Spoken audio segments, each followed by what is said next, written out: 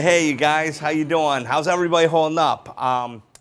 Well, I'm holding up a little bit better these days because we finally started doing some takeout at the Commons in Grand Rapids in my neighborhood, which I adore. And we're trying to come up with some fun stuff, some different stuff. And the one thing that is just one of the most popular things here at the Commons is our brunches, and they're phenomenal.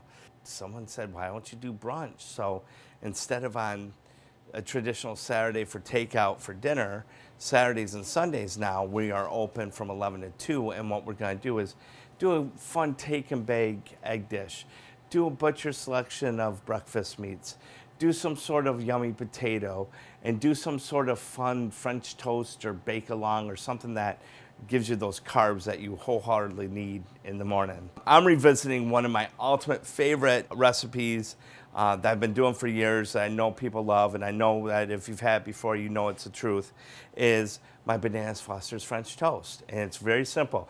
It's French toast and Bananas Foster. And that's kind of what the good thing about the Commons is. It's like we're like two great tastes that taste great together. You can make this as traditional French toast, or you can do it as a bake. We're gonna do it as a traditional French toast. All you need to do is soak it a little extra longer, just so that, you know, the milk and the egg get all yummy. The first thing I'm gonna do is I'm gonna get an orange, and this is a great way to use any of your citrus up that might not be looking that pretty. And I'm just gonna give it a zest around. And what that does is we're just getting the flavor right off the skin part. We want to keep away from the white part because that's the bitter. But the orange just, it wakes up French toast. And you seriously, you could do it with any type of fruit. You've got grapefruit, great. You got a lemon, awesome. And what we're going to do here is I'm going to squeeze that juice in there too, because I'm crazy like that. And I'm gonna have a couple eggs here, right? 1 and 2. And I usually do about an egg per 2 pieces of bread, but again, if you're gonna soak this, you know, you might wanna soak it. We're gonna do this here. We're gonna just scramble, scramble, scramble, scramble, scramble, scramble. Now then, the bread is everything. You want a really good porous bread, something that's gonna soak up all the deliciousness. You know I love my Van sourdough, but seriously, like a good piece of brioche from Nantucket or something like that is just as good too. And what we're gonna do is we're gonna soak these a little bit here. And we're gonna get in there, gonna get my tongs. And really, so I'm almost like pushing this down because it's gonna act like a sponge. If you squeeze it a little bit and you pretend like you're kind of giving SpongeBob a hug, it's gonna soak up that delicious egg batter.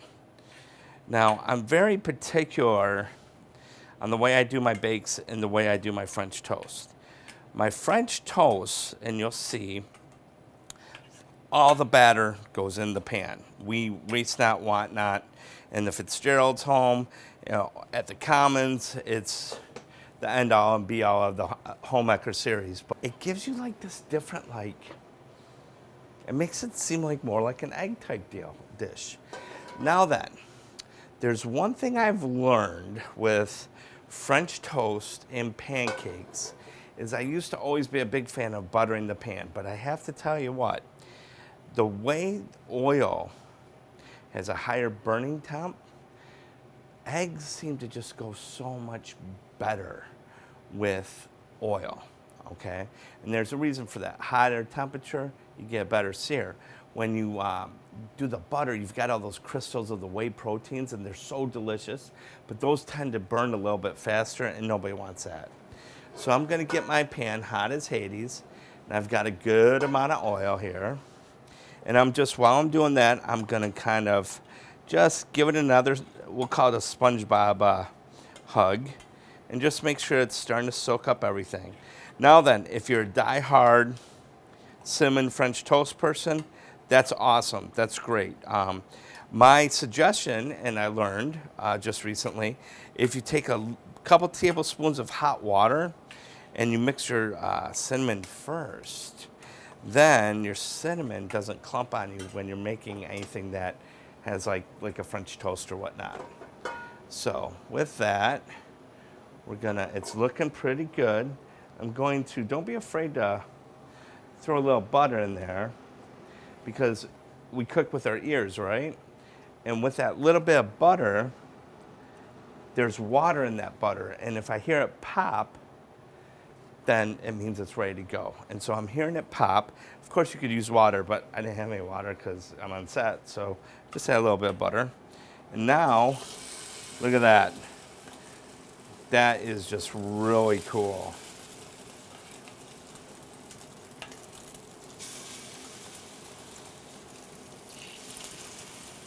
Oh my gosh, that's awesome. I'm gonna turn it down a little bit because we do want it to cook. I'm just gonna grab one banana because, oh my gosh, it's huge. And we waste not, want not. And any stage of the banana process is fine. If they're a little green, not a big deal. If they're a little bit mushy, that's just as good as too. Because what we're doing is we're creating like a banana caramel. I'm just gonna cut these any old way. Back in the day, we used to separate them by going down the spine, so you'd have 3 nice pieces, and you could do that too. Let's look here. Oh my gosh, this is like picture perfect. Perfect caramelization, right like that. So we've got rum, brown sugar, and butter, and bananas. And I'm gonna tell you this story about these 3 fat guys from South Chicago that I made Bananas Foster for the first time. And it was awesome because Dale was sitting in the living room. This kitchen was super tiny.